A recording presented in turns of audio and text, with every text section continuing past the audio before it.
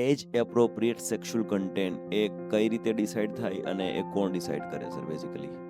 હજુ એના ઉપર સર્વે ચાલે છે અને જેમ જેમ સર્વે ચાલે છે, રિસર્ચ વધે છે, એ પ્રમાણે અલગ અલગ પ્રકારની ગવર્મેન્ટની ગાઈડલાઇન્સ બદલતી જાય છે.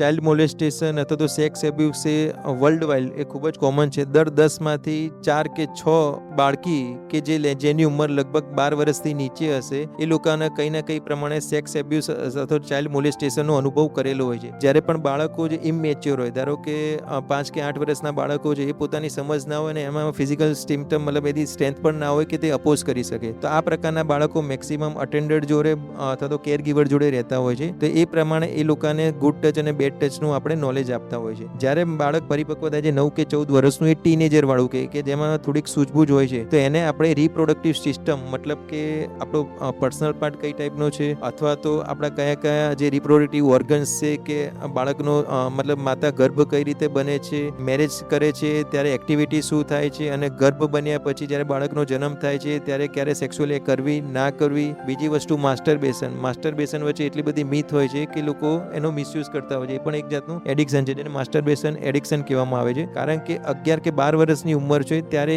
ઓટોમેટિક છે, કુદરતી રીતે તમારા સેક્સના હોર્મોન બનવાના જ છે, એમાં બાળકનો પણ વાંક નથી હોતો. તો એ પ્રકારનું નોલેજ આપવામાં આવે છે કે જ્યારે આ એજ એપ્રોપ્રિએટ તમારા હોર્મોન બનશે તો તમારા શરીરમાં આટલા ચેન્જીસ આવશે.